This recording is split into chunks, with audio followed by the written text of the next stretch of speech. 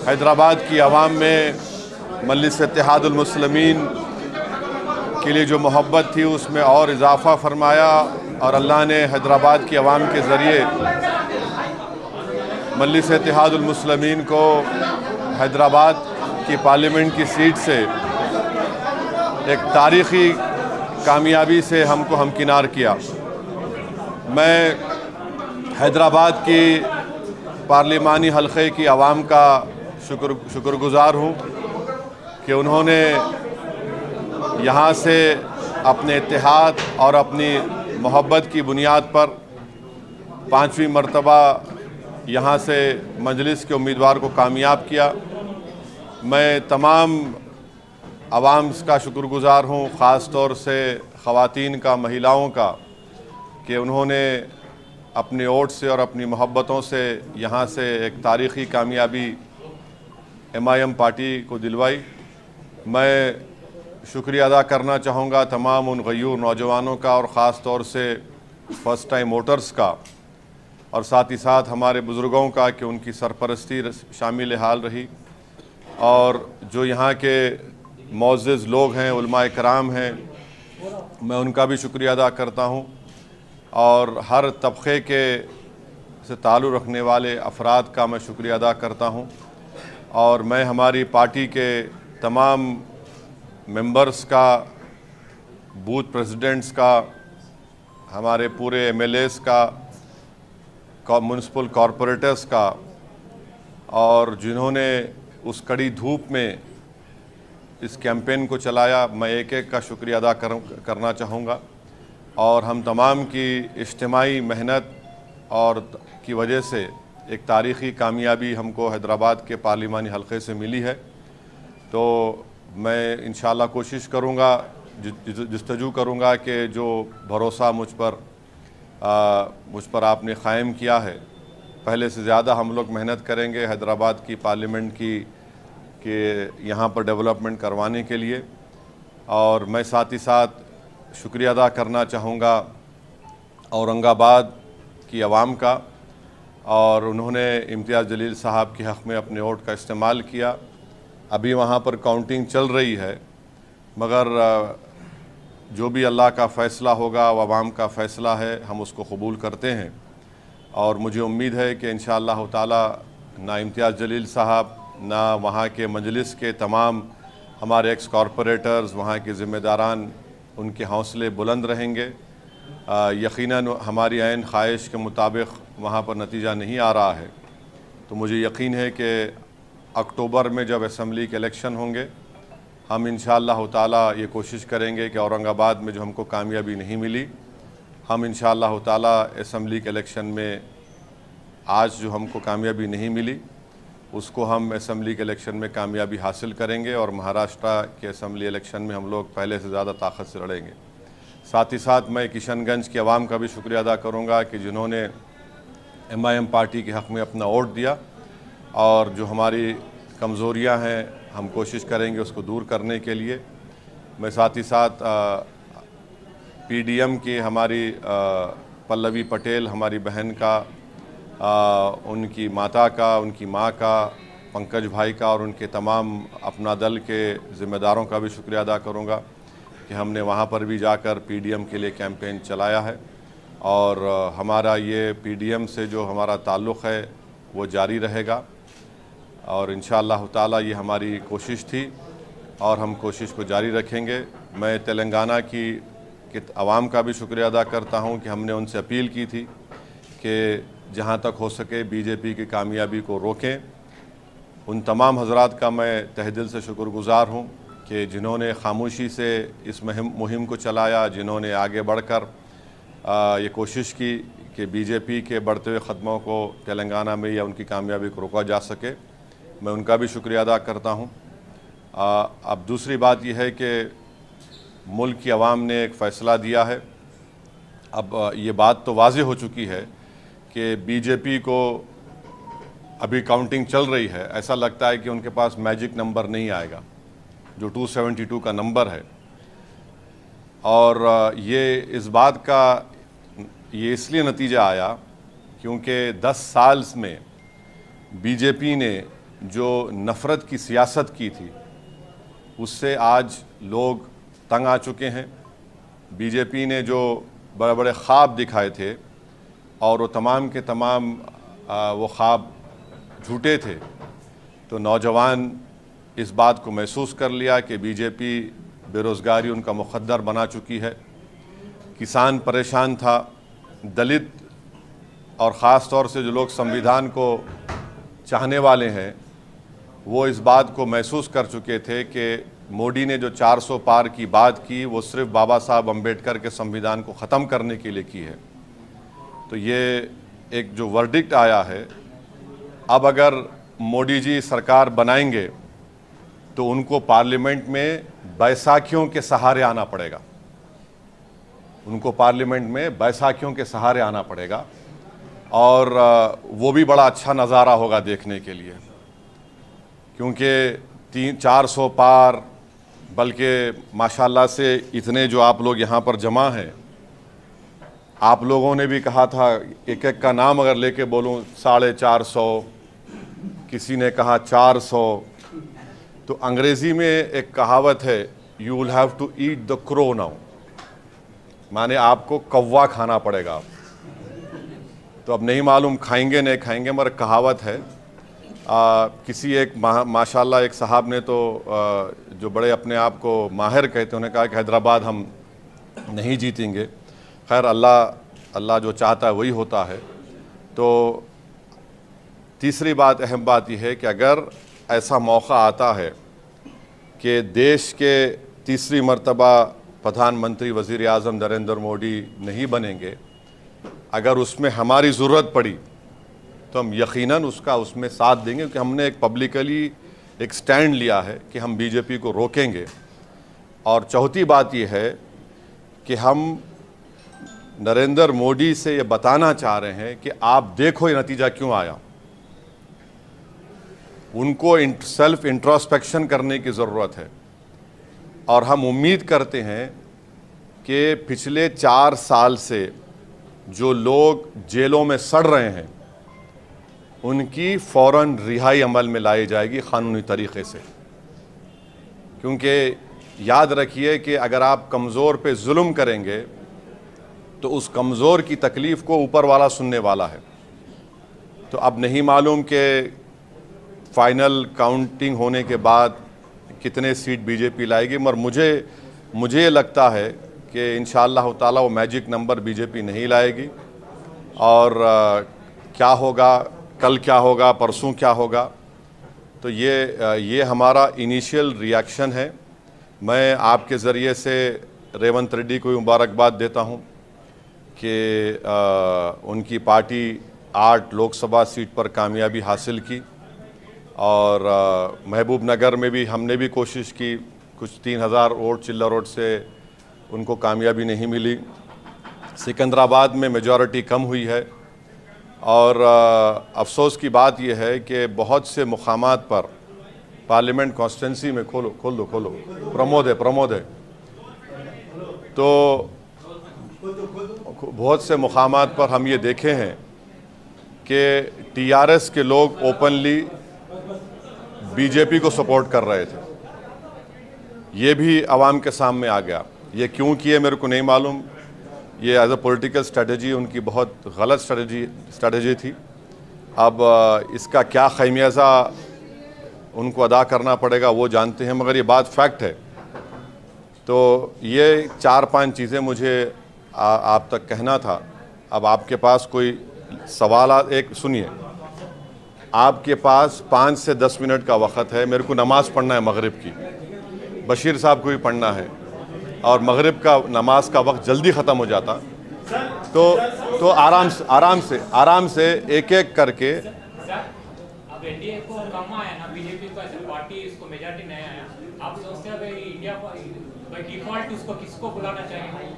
अभी इसको ऊपर तो खुद का मेजॉरिटी आया नहीं। देखिए नहीं, देखो राम, ऐसा है ना कि अभी तो फाइनल काउंटिंग ख़त्म नहीं हुई, अभी भी चल रही है काउंटिंग।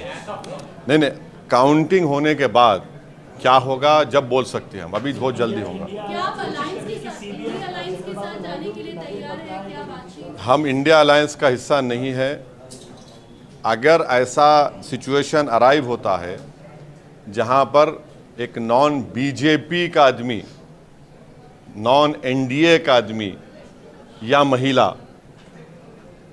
प्रधानमंत्री बनने का सामने आएगा तो हम यकीनन उस बारे में साथ देंगे उनका, मगर वो नहीं मालूम होगा नहीं होगा। हाँ बोलिए प्रमोद साहब। सर, पूरे इलेक्शन के दौरान आपने देश भर में घूम के जो बीजेपी के खिलाफ बोला, ये जो रिजल्ट आया है उसको आप कैसे देख रहे हैं? क्योंकि आप हर जगह जाके देखिए एक तो ये कि 10 साल का इनकी नाकारकर्दगी, इनके झूठे वादे, जो सुनो भाई सुनो, जो नेशनलिज्म के नाम पर उन्होंने जो धोखा दिया और चीन के बारे में नरम रवैया, बेरोजगारी, किसान, महंगाई, और जो प्राइम मिनिस्टर और बीजेपी की तरफ से जो कम्युनल अगली कैंपेन चलाया गया, उसका नतीजा आज आप देख रहे हैं। उसका नतीजा आज आप देख रहे हैं। जैसा हैदराबाद में वाहियात किस्म का कैंपेन बीजेपी ने चलाया, बिल्कुल वाहियात किस्म का, उससे बढ़कर ज़्यादा वाहियात नरेंद्र मोदी ने कैंपेन करवाया। बस ऐसा दिख रहा था कि इस देश में मोदी की नज़र में सिर्फ मुसलमान ही वोट देने वाले हैं, कोई दूसरा देने वाला नहीं है। हर भाषण में उन्होंने एक एक चुन चुन के इस तरह की वाहियात बातें की, और तारीख उनके भाषण को हमेशा याद रखेगा। राहुल गांधी ने अपनी प्रेस कॉन्फ्रेंस में फिर से संविधान दिखाया, क्या उससे आप इत्तेफाक रखते हैं कि संविधान बदलने की साजिश हो रही थी? जिस तरह से कैंपेन में चला, कांग्रेस के कैंपेन में जो चला, आप उससे इत्तेफाक रखते हैं? मैं बार बार आपको ये बात कहता रहा कि 400 सीट का मतलब एक ही है कि या तो संविधान को बदलने की तैयारी थी जिससे आरक्षण ख़त्म हो जाएगा, और सुनिए, या फिर बेसिक स्ट्रक्चर को ख़त्म कर देना। और आर्टिकल 29-30 के तो बीजेपी बरसों से खिलाफ है, जो कल्चर का प्रोटेक्शन और माइनॉरिटी के एजुकेशन इंस्टीट्यूट को प्रोटेक्ट करने का राइट देता है। तो ये है, संविधान अगर रहेगा तो इससे सबको फ़ायदा है ना। एक डॉक्यूमेंट है, उसमें फंडामेंटल राइट्स है, और हमेशा शुरू से आरएसएस देख लीजिए आप, पिछले 90 साल से आरएसएस हमेशा कॉन्स्टिट्यूशन को अटैक करती है। सर, आपके पड़ोसी राज्य में आपके दोस्त, कई बार उनको दोस्त कह चुके हैं, जगन मोहन रेड्डी को आपके दोस्त बुरी तरह हार गए, उस पर कुछ कहना है? अवाम का फैसला है, अवाम का फैसला है, उसको उसकी इज्जत करनी चाहिए, रेस्पेक्ट करनी चाहिए। मुझे उम्मीद है कि वो रेस्पेक्ट करेंगे। हाँ हाँ, बताया जा रहा है कि कांग्रेस पार्टी इंडिया अलायंस कोशिश कर रही है, चंद्रबाबू नायडू। मेरे को नहीं मालूम। देखिए मैं उसका अलायंस का हिस्सा नहीं हूँ, मैं उसका जवाब नहीं दे सकता। लेकिन आप पॉलिटिशियन हैं सर, आप इतने सालों तक पार्लियामेंट में हाँ, रहे हैं, ठीक। आप पॉलिटिशियन हैं। एक पॉलिटिशियन की सोच क्या कहती है इनको आना चाहिए सर, कि इंडिया जो सियासी सूरत हाल बना है उसमें क्या होना चाहिए, क्या हो सकता है?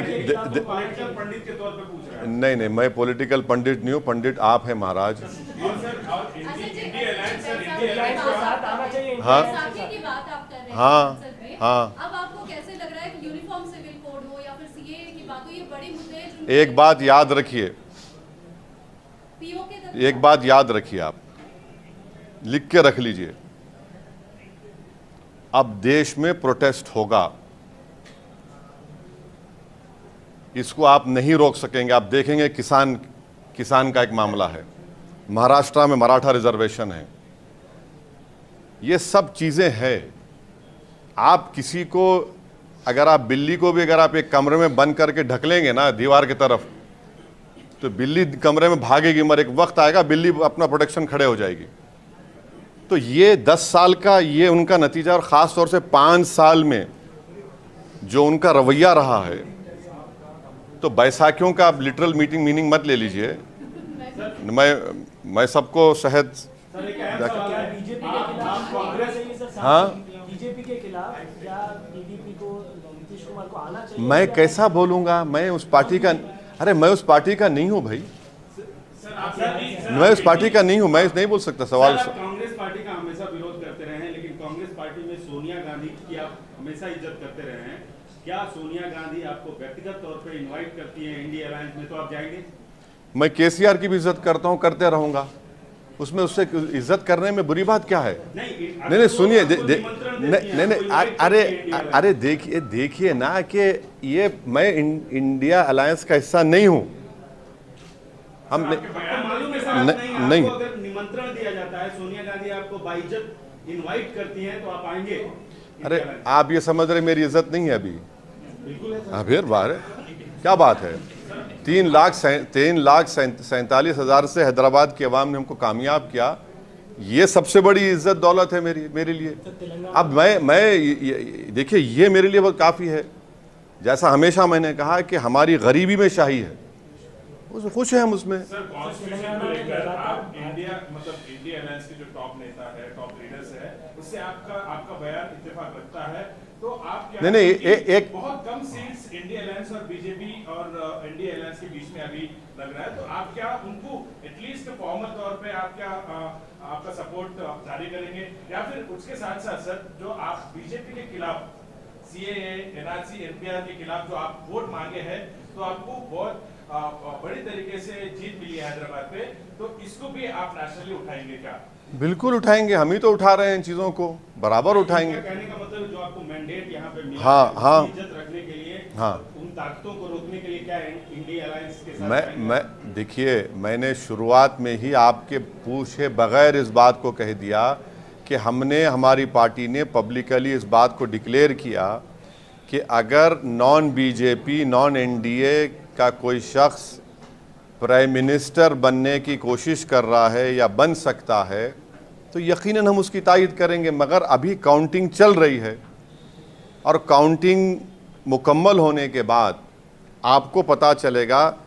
ख़ास तौर से बीजेपी वो 272 का मैजिक नंबर क्रॉस करती है, टच करती, नहीं मालूम, मगर मुझे लगता है कि वो नहीं कर पाएगी। सर, आप बीजेपी को रोकने की बात कर रहे हैं, लेकिन लगातार चाहे असेंबली चुनाव हो, म्युनिसिपल हो, या फिर अभी के लोकसभा, एक बात तो साबित हो गई ना कि इस देश में मुस्लिम वोट बैंक नाम की कोई चीज़ कभी थी ना कभी रहेगी।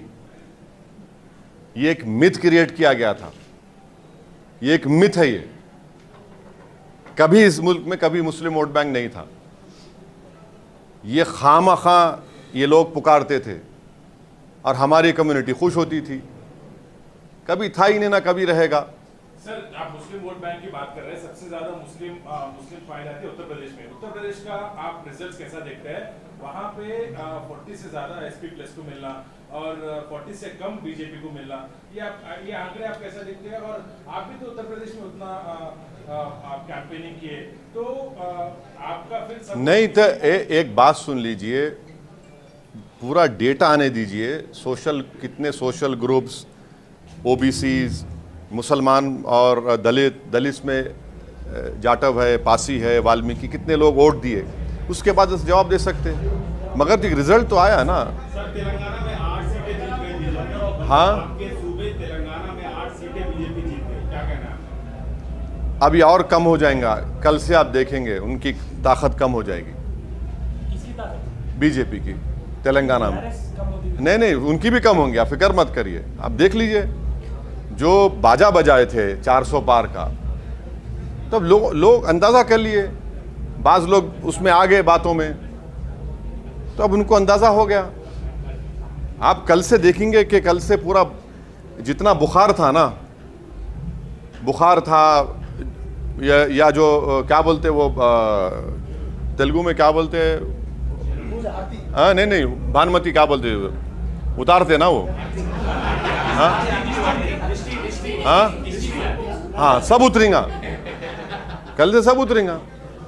अब ठेठ हैदराबादी जबान में तो मस्ती चढ़ गई थी, देखो आप बोलते नहीं, वो सब आप कल से देखो आप क्या क्या होने वाला। ये जो गर्दन मोटी हो गई थी ना सबकी कि हम ही बोले तो सब सही है, और माशाल्लाह से आप लोग तो उसको प्रमोट भी किए, एक आदमी प्रमोट किया उसको। माने मेरे को, जब मैं अभी टीवी देख रहा था अकबर के साथ, हम अकबर जो है काफ़ी उनका बारीक देखते हैं, उन्होंने 4-5 चैनल दिखाए। मैं बोला क्या दिखा रहे, तो बोले देखो एंकर की, देखो आप चेहरे पे कितनी तकलीफ है। 5-6 एंकरों को देखा मैं, इतनी तकलीफ क्यों है आपके एंकर्स को? अरे खुशी मनाइए, देश की जनता का फैसला है। आपके घर में तो चिराग जल रहा है ना, या कुछ आपको तो नुकसान हो गया, मेरे को नहीं मालूम। एक एक एंकर इतना ऐसा उदास लग रहा है कि भाई कि ऐसा दिख रहा है कोई घर में उनके कुछ हो गया, हादसा हो गया। पब्लिक का वर्डिक्ट है। हम उम्मीद करते हैं कि पूरे एंकर्स को रात में अच्छी नींद आएगी। अगर नहीं आएगी तो फिर आप कुछ इंतजाम करिए। इस इलेक्शन कैंपेन में कई सारे इंतजाम हैदराबाद शहर में आपके खिलाफ नहीं, पूरे के पूरे हैदराबाद को ही आ गए थे और हैदराबाद की आवाम बोली हौरे,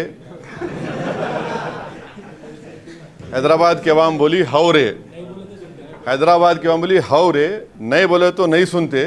दिखा दिए, पूरा दिखा दिए ना। आप देखो, ये एक तारीखी कामयाबी। मैं शुक्रगुजार हूँ, मेरे पास अल्फाज नहीं है कि बस एक ही तकलीफ़ है कि मेरा बाजू इम्तियाज़ जलील मेरे साथ नहीं होगा औरंगाबाद में, और हम उम्मीद कर रहे थे कि सीमांचल की लड़ाई को हम पार्लियामेंट में लेके जाएंगे, मगर सीमांचल लड़ाई हमारी चलते रहेगी। हम देखेंगे क्या कमज़ोरी। हमारे माजिद साहब MLA साहब भी बड़ा कोशिश किए, टीम भी सब किए। बहरहाल मैं एक हमारे पार्टी के मेंबर्स का शुक्रगुजार हूँ कि इतनी गर्मी में कैंपेन किए, गैर मामूली गर्मी थी, और इतनी शिद्दत की गर्मी में भी हैदराबाद के वोटर्स निकल कर वोट डाले, और मैं उनको भी शुक्रिया अदा करता हूँ, उनका सलाम करता हूँ। और ऐसे कई लोग हैं जिनको ना मैं जानता हूँ ना उनका पहचानता हूँ, मगर जो दुआएं भी किए, जो मेहनत किए, मेरे पास अल्फाज नहीं है कि कैसे उनका शुक्र अदा करूँ। बस मैं दुआ कर सकता हूँ कि अल्लाह उनको सलामत रखे और अल्लाह हमको एक और हमारे जज्बे में इखलास दे कि हम उनके भरोसे पर उतरें, और हमारी लड़ाई जारी रहेगी फ़िरका परस्त ताकतों के साथ इंशाअल्लाह ताला। बस एक सवाल मेरा, जैसे TMC की बात अगर हम करते हैं, बंगाल में हो या फिर पंजाब की बात करें, तो किस तरीके से आपको लग रहा है कि रुख किस और जा रहा है, और जितने कॉन्फिडेंस के साथ भाजपा मैं देखिए यूसुफ पठान जीत गए, उनको मुबारकबाद देता हूँ। नहीं, मेरे पार्टी का पूछिए ना, मेरे कैसा, मैं यूसुफ पठान जीते उनको मुबारकबाद दूंगा। वो एक काबिल कैंडिडेट है, उनके वालिद मरहूम के साथ मैं MP था, मुनव्वर हसन साहब के साथ, उनकी बेटी कामयाब हुई, उनको मुबारकबाद देता हूँ। चंद्रशेखर आज़ाद रावण कामयाब हुए नगीना से, मैं उनको मुबारकबाद देता हूँ। शायद इमरान मसूद भी सहारनपुर से कामयाबी मिली, उनको मुबारकबाद देता हूँ। हमारे रामपुर से मौलाना नदवी साहब कामयाब हुए, हम उनको मुबारकबाद देते हैं। तो यही है, अब इतना ही बोल सकते हैं। अब ये दूसरी पार्टियों का कैसा बोलेंगे? सर, कोalition की जो सरकार बनने वाली है उस पे आपका क्या राय है? प्रधानमंत्री जी अभी संबोधित करने वाले हैं, he is going to speak to the nation, and what would be your demands? Because I don't see. Let us first wait for the final vote to be counted. Then only you and me can form an opinion. How is right as we speak right now? The counting is being still done. We don't know the exact number, but the picture is, in my opinion, I don't think so. BJP will get 272. There are various rumors within BJP. You don't know what will happen. NDA or BJP? No, within BJP, you don't know what will happen. There are various. See, these are all hearsay. It might be hearsay. We don't know what will happen. What will happen? There will be any clash? Huh? No, I don't know what will happen. Maybe you know better because you're close to them. I am not close to them. I don't know what will happen. We cover everyone, sir, but... No, I know. You cover. I know that. You cover. What would be a demand, sir? No, there is no... See, Mamata is demanding that Prime Minister should resign. You know, it will be very interesting to see Narendra Modi if he forms a coalition. Mr. Modi walking on political crutches. It will be very, very interesting to see. We don't know how he will react, what he will do. Because you see, BJP has already said that this, that they'll do. If Mr. Naidu wants to be part of NDA, will he agree to it? JDU, will it agree to what Mr. Modi wants? So we'll have to see. Let us see what happens. See, sometimes what we call there's a popcorn moment will come. We'll have to wait and see what will happen. So do you think the BRS can come back having such a horrible electoral setback, do you think BRS can? I have immense respect for KCR. I will continue to respect him. And we don't know how they will do, what they will do. But I was very surprised that in many places in Telangana, they should have not compromised. But unfortunately, the news which we are getting, which you also know, every one of you know, it's an open secret. So that should not have happened. You see, in a political journey, you are in power, you lose elections, you win elections, but you continue your struggle. So I don't know what will happen. You know, they are the best judge and the masters of their own destiny. You and me cannot decide for them. We don't know what they will do.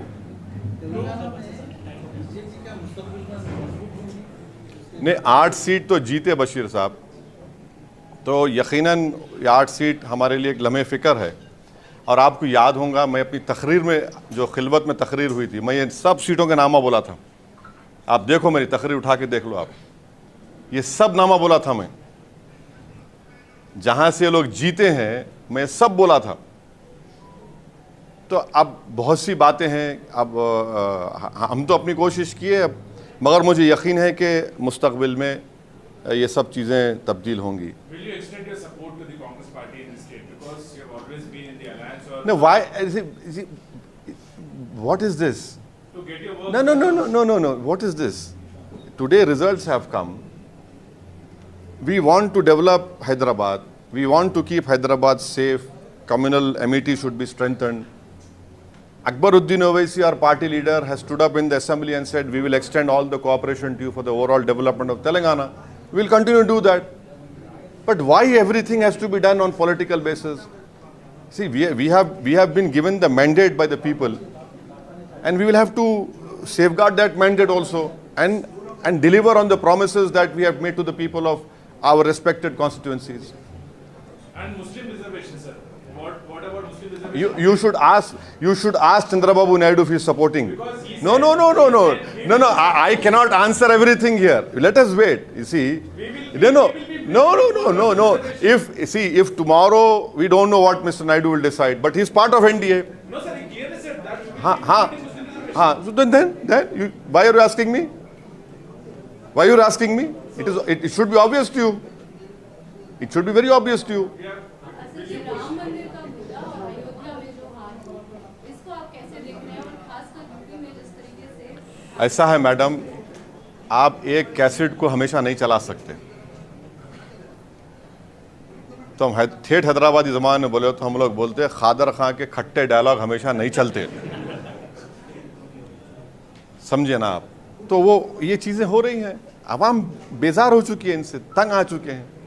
आप एक समुदाय को तो निशाने मलामत बना दिए, एक समुदाय को तो आप खतरा बता दिए देश के लिए।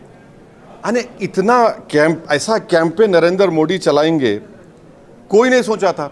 बल्कि मैं आपको बोल रहा हूँ, जितने जो नॉन बीजेपी मेंबर वोटर्स थे, वो मेरे को फ़ोन करके बोले, मेरे को अकबर को बुला लो कि हम आपको वोट डाल रहे। क्यों डाल रहे हम पूछे, तो बोले इनके भाषण से। एक नहीं बल्कि कईयों लोग बोले कि ये चीज़ हमको नहीं चाहिए। ठीक है, थैंक यू साहब, थैंक यू।